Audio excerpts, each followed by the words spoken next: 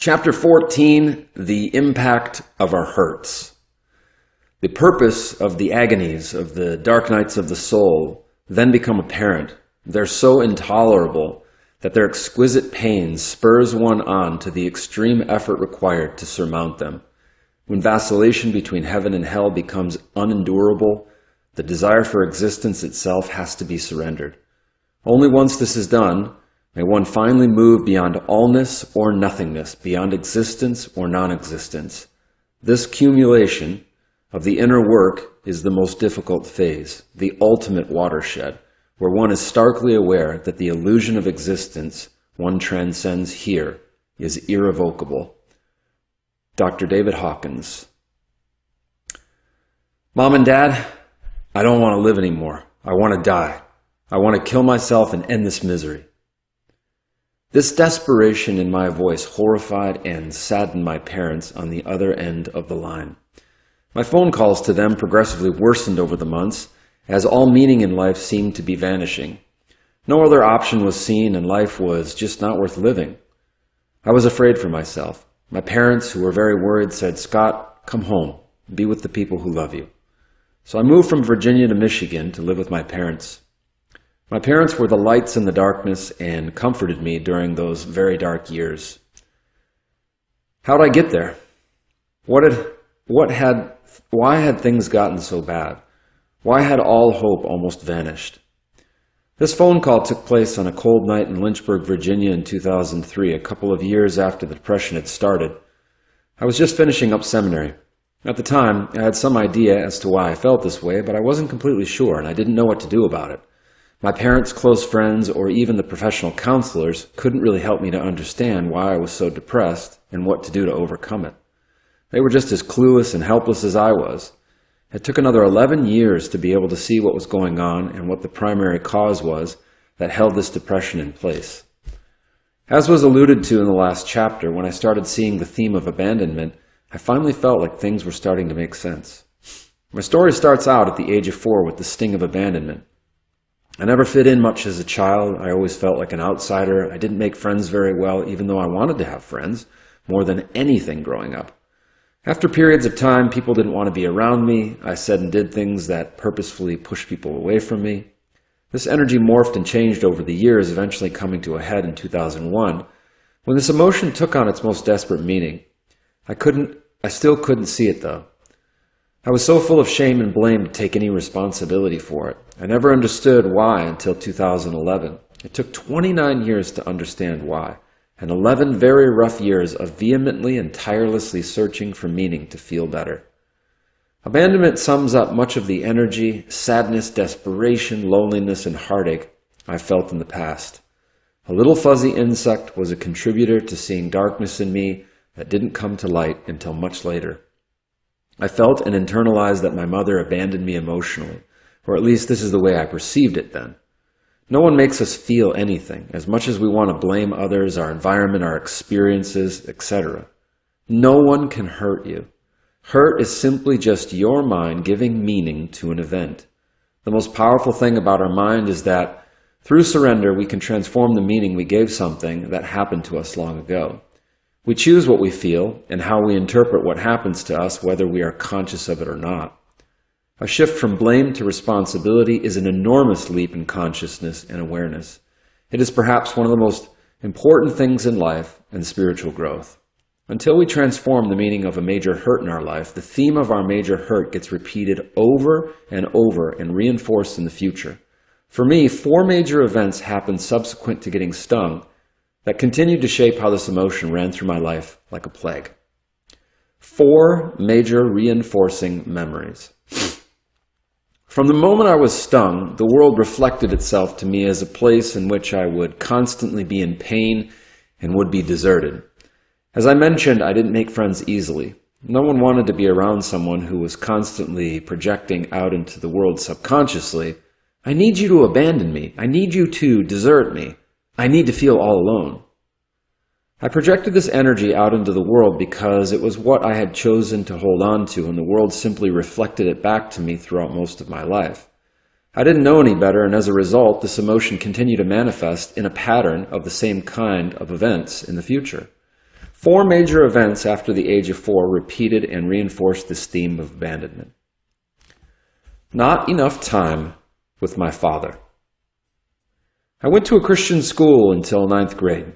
My dad was the pastor of the church. It was a very large church, a congregation of around 1,000 people, and my father was the only pastor for a time. The school was very small, and of course, I thought I ran it. Throughout grade school, I was constantly getting into trouble. I would do anything for attention, it seemed. When I wanted attention, I did stupid things, and when I was asked why I did those things, my response was always the same. I don't know why. No one else knew either. It wasn't until around the age of 21 that, for the first time, I began to make sense of my story. I began to discover the issue that was behind the proverbial curtain. Things changed when I read a book called The Family Crucible by Augustus Napier, Ph.D., and Carl Whitaker, M.D. A crucible is a container that can withstand very high temperatures and is used to shape glass and metal. This book details one family's experience going through counseling together. It is a fascinating work. What better place to mold and shape us than within the crucible of our family? I saw myself reflected in one of the characters, Don, the son. This is what I learned about myself from this character. From what I recall, Don was always getting into trouble and was a constant troublemaker in the family. The reason why he was always in trouble was that his father was never home and Don needed him in his life. The lights came on for me. I needed my father. I loved spending time with him and never got tired of throwing the baseball together, playing basketball one-on-one in the driveway, or riding around in his moped looking for aluminum cans that we returned to the store for money. Spending time with Dad was precious, but limited. I craved and demanded more time from him than he gave me when I was younger. I craved his attention because I knew on some unconscious level that he would not abandon me no matter what, and I didn't have that guarantee from anyone else in the world. Dad seemed like he was always at church and never home. I craved and needed more time with him to feel loved and accepted because I didn't love and accept myself much growing up. Instead, he wasn't home much, and I felt abandoned and that he didn't love me. This was my perception. This wasn't true, but it was my truth at the time. Therefore, in my mind, any attention is better than no attention, so I misbehaved. I was convinced that this would get his attention. Negative attention is better than no attention, I thought. His office was about 30 feet from my classroom, and if the offense was bad enough, my dad was consulted immediately. My dad got consulted a lot. I felt the pain at home because I constantly faced the consequences of my actions. My love language is quality time, something that I didn't get much of with my dad while growing up. Growing up, I never wanted to be at church, especially in high school, because it was a sore reminder of the thing that stole my dad away from me. I felt abandoned, deserted, and unloved by my dad, though these things weren't true. In truth, my dad has always been my champion and fiercest supporter. My internal lens of seeing the world through abandonment is what generated this for me. My dad is an incredibly loving man who, in many ways, is my hero. But at the age of 21, for the first time, I began to realize why I always got into trouble. My dad and I sat down one day. I poured my heart out about how this made sense to me. I forgave him and myself, and we have had an incredible relationship since, for which I am eternally grateful. Dating disaster. The second major memory, or should I say memories, that continue to reflect back to me the emotional energy of desertion and abandonment happened during my junior and senior years of high school. I was so good at pushing people away through my adolescence that I never had a girlfriend nor had many girls interested in me. This all changed with the girl that I met my junior year of high school. It was short-lived, though, because I was awkward, very insecure, and this, of course, led to me pushing her away. I really clung to the idea of someone liking me, and it devastated me when it never went anywhere. My proclivity towards pushing people away did start changing in significant ways when I turned 16, and by my junior year of high school, I had a very wonderful group of great friends, people whom I am still very close with today. But that didn't mean it all changed instantly for me on the inside. The same thing happened again my senior year with another girl I met. I fell hard for her as well, only to have things be very awkward again, leading to eventually pushing her away as well. While the specifics of these events would only embarrass me further and are not important to tell in detail, you get the idea. I have since processed through and let go of all the emotions I experienced in these circumstances, and am no longer awkward or insecure around women. Thank God. People and events simply reflected back to me the energy that I held on to. Life reflected my internal reality back to me. I just saw a projection of myself out into the world. Deserted by God Himself. The event that broke the camel's back happened to me my senior year of college. This was the dagger to my heart, sending me into a tailspin for 11 years. When I was 17, I became a Christian. It was the most positive, transforming thing that I had perhaps ever experienced up to this point in my life, especially considering the way my life so radically changed from this point forward spiritually. I read through the Bible cover to cover that year, and every day as I read it, the more I was changed. Reading about Jesus in the New Testament was life-changing. I mean, what's not to like about Jesus? And I don't mean the version of Jesus that is mixed up with rules and graceless religion. What I'm referring to is the divinity, love, forgiveness, sacrifice, and deep grace He embodied for humanity. I enjoyed church now and was honored to hear two very gifted men speak at church every week, Ed Dobson and Rob Bell. It was fun watching Rob Bell grow and eventually leave Calvary Church to start Mars Hill Church. Things were going great in my sophomore year of college. I got a scholarship and went with my best friends to Liberty University to study the Bible. I loved Liberty. It was a place where I grew leaps and bounds personally and spiritually. I felt the presence of God in my life all the time and many times in supernatural, miraculous ways. I fervently desired to take my relationship with God even deeper, and that's what I did. I spent an hour reading and studying the Bible and another hour in prayer almost every day. I led a traveling ministry team, speaking, singing, and doing discipleship in churches all over the East Coast. I wanted more of God. I wanted a deeper relationship with Him. All of this was new territory for me, and I didn't know what that looked like. But it became clear that deepening this relationship was the most important thing that life could ever offer. We were made to reconnect with our source, the creator of all that is. This became clear to me while at school, and it was my innermost desire to continue to progress towards establishing and rooting myself in this mystical union. I now know that there is nothing to progress towards, as this mystical union is already a reality, but I didn't have this understanding at the time. I thought it was something I had to gain or achieve somehow. So I continued to do the only thing I knew how to do based upon what I learned up until this point. I submerged myself in the reading and studying of the Bible and prayer. I loved what I was studying at school. We learned about theology, missional studies, Greek, Hebrew, exegesis, how to minister, methodology, etc. I soaked it all up. The final blow. As my senior year of college progressed, I continued to learn, grow, minister, and above all, to deepen my relationship with God. But one day arrived, which was the final blow of abandonment in my life. Over the last couple of years leading up to this moment, I felt a very palpable sense of presence from God in my life. It's hard to describe, but it was always there. Have you ever walked into a room and just intuitively felt like another person in the room with you or was somehow watching you? Experientially, this is how I felt God's presence every day. I don't exactly know how, but I could sense, intuit, and feel this presence with me every day. Then one day, this presence deserted me. From one moment to the next, God was gone. It was the most unsettling, disturbing, and horrifying feeling. This rocked my inner world. It was like an inner panic attack. The foundations of my world began to crumble, and I didn't know why. I felt an increasing chill, a silence, and a lack of direction with regards to His presence, and also the leading of His voice within that had previously guided and directed me. My world went from feeling free, open, and rapidly expanding to being cold, alone, confined, and small from one day to the next. I can remember starting to feel shame that day. Something was wrong, and it became internalized as something must be wrong with me. Something must be wrong with me. Why would God abandon me? The shame was heavy. The feeling of desertion was even worse.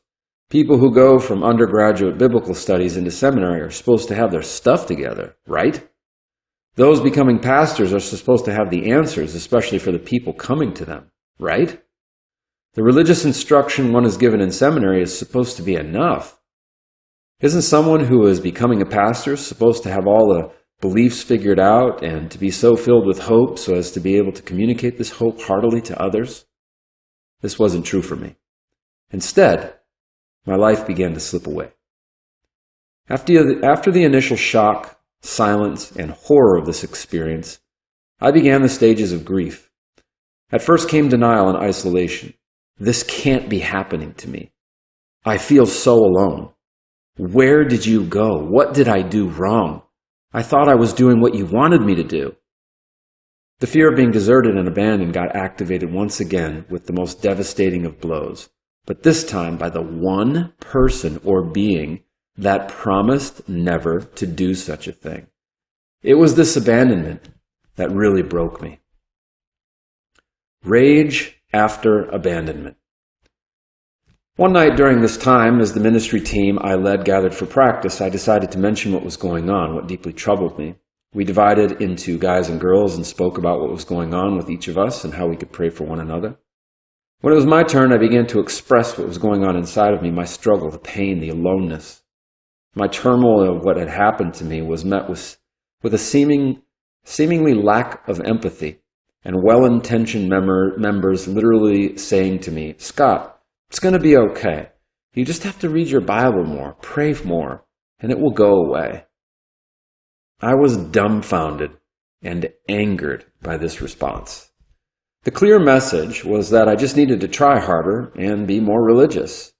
This is when the second stage of grief started to set in, when you experience anger about what you've lost. The others didn't know what to say, feeling as desperate about telling me something as I felt inside. I remember feeling this rage boil within me that wanted to lash out, yelling and screaming at them, saying, "You have no idea what's going on inside of me. You have no idea about the level of pain I'm feeling. I feel lost, alone, cold, and all you can tell me to do is read the Bible?" So guess what I did? I read my Bible and prayed even harder. On my knees, day after day, week after week, I wept profusely while crying out to God to feel the return of His presence. I questioned, what did I do wrong? Did I commit some horrible sin? And why have you left me? Crickets. Silence. Nothing. I continued to feel worse as the weeks went on. The more I told friends, others, and my parents of what was happening to me, the more alone I felt, as they had no clue how to respond to my desperation either. The anger, bitterness, resentment, and fear continued to grow within me. It didn't appear that God was going to show up. I felt abandoned by God, much like I did by my mother. As a result of being abandoned, I was angry. Anger is what drives most depression, and I was very angry at God for abandoning me. How else is someone supposed to feel when everyone in their life abandons them? This experience is what began 11 years of dark, cold, lifeless, horrible depression. The hopeless pursuit of no answers. Depression for many people is a loop of 5 primary emotions. The first is the activation of some kind of fear. For me, it was the fear of being abandoned. For others, it could be the fear of being rejected, unloved, not being good enough. The second emotion is desire or lust for something that we just can't seem to be able to get. The third emotion is the anger that arises in response to the fear and lust. I was angry that I was abandoned. The fourth emotion is the sadness that ensues over having lost something. The fifth is the hopelessness or apathy that encompasses it all because one feels like it will never change or be any different. I was desperate for answers. This drove me to read, to find something from someone who had gone through something similar. The closest thing I found was in the books of Neil Anderson, Charles Solomon, and St. John of the Cross's Dark Night of the Soul. I continued to read, listen, and ask anyone about what I was experiencing. From 2001 to 2003, I probably read at least 75 books on Christian counseling, psychology, and other materials which spoke about the deep levels of the heart and spirit. It was the beginning of an intense exploration of what was at the source of this pain. I was trying to answer the deepest and most profound question that anyone can ask in life. Who am I? I was asking this question because who I thought I was had completely slipped away from me, driving me into depression. It wasn't difficult to intellectually understand my identity about who I am in Christ, but how it applied directly to me was a different matter altogether. I read all the identity-confirming passages of the Bible about who I am in Christ and tried to tell myself these affirmations day after day, but this did absolutely nothing for me. Understanding identity intellectually and trying to tell myself these things never really touched my being. I have found that you can try to tell yourself any kind of affirmation until you're blue in the face, but getting these affirmations to firmly root within takes something more. The concepts of giving it all to God and laying it all on the altar are a part of and are heard in the Christian world. When I pressed pastors, counselors, and theologians about how to actually do this, I found they were all just as clueless as I was. As a result, the ultimate answers I found were not found in the Bible or books by Christian authors. This is not to say that I didn't find my answer with God's help. I did find my answers from God, just not through traditional Christian channels and resources. The answers that finally helped me not only understand the struggle I had for so long and how to alter this reality came into my world through Chinese medicine, non-duality, the works of Dr. David Hawkins, and understanding consciousness and emotional release. 2 years passed with things only getting worse, and in 2003 I found myself on the telephone with my parents telling them I wanted to end this struggle. The one thought that drove this whole conflict was, God, if you're not going to be present in my life, what's the point of living? It was like being permanently separated with the one person that you loved, needed, and wanted more than any other in your life. And when that person abandons you and never appears in your life ever again, the separation is unbearable. The reason God abandoned me. A very well-known quote by the Buddha says, attachment is the root of suffering. The same concept is expounded upon identically by Jesus too, but in a different way, using different language and words. When we attach to something or someone in unhealthy, negative emotional ways, and then that person leaves us or we lose something, the loss can reveal the attachment we have. If we are attached, we suffer and experience many negative emotions. I lost my connection with God. I lost this personal, palpable feeling experience. As a result of losing this connection, the depth of my attachment came out as the true nature of what I was holding on to internally. My attachment to my relationship with God being a certain way eventually revealed my deep emotional suffering. Love is the ultimate definition of non-attachment, not detachment, whereas attachment is the root of suffering. Attachment is finding emotional meaning or significance in the exterior world, in things, people, objects, abilities, your own body. What drives attachment is the sinful nature, or in more modern terms, the ego. Attachment in this sense is not love. True, divine, unconditional love is free and is attached to nothing. When one realizes and fully steps into love itself, one is free from needing to attach to anything. One is free, unbound, and therefore loves and gives freely to all without reservation, specialness, or judgment. Love is expansive. Attachment is restrictive. Therefore, if one truly and unconditionally loves, when you lose something, no suffering arises. At the heart of it, suffering comes only at the hands of drawing from our internal negative emotional reservoirs. For those who have experienced a huge loss in a personal relationship, I am sure you can relate to how this feels. Grief and sadness are not love, quite the opposite. Grief, sadness, and loss reveal the depth of our emotional attachment and how much we projected getting love from what we lost. Grief and loss are the result of needing to find love in something out there, rather than discovering that the source of all unconditional love has always been in here. The kingdom of heaven is found within. Grief and loss are excruciatingly painful emotions. When you place your happiness in things and people outside of yourself, and they leave, you suffer because of what this situation reflects to you. Loss will bring out our true attachment. Redemption comes when these things are set free, knowing that they don't have to be experienced. We can release them at any time. I didn't know how to let go, to ease my internal pain of being abandoned, being angry, and grieving what I had lost. Life seemed better ended than continued. The root of suffering is attachment. I was attached to God. As healthy as this may sound, it was not. I was not experiencing the fullness of the mystical union with God because all I experienced was separation. My attachment only revealed my true separation internally from God. Jesus prayed for us to be one, as He and the Father are one. In reality, I was more attached to hearing God's voice and the specialness of the relationship we had than I was to becoming more like Him and merging into this mystical union. My attachment to God wasn't love, but a house of cards which had fallen over. Therefore, God in His wisdom knew that this was my attachment, and by taking it away, the suffering would come up from within me. This sort of attachment is seen in the parable in the Bible of the man that had great wealth.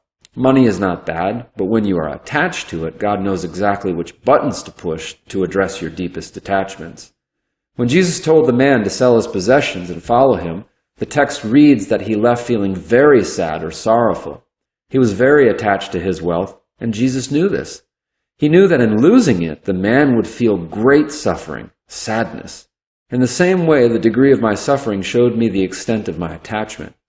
My attachment was rooted in feeling deserted. God cared so much about dealing with this in me that He used this event to help me see it and grow.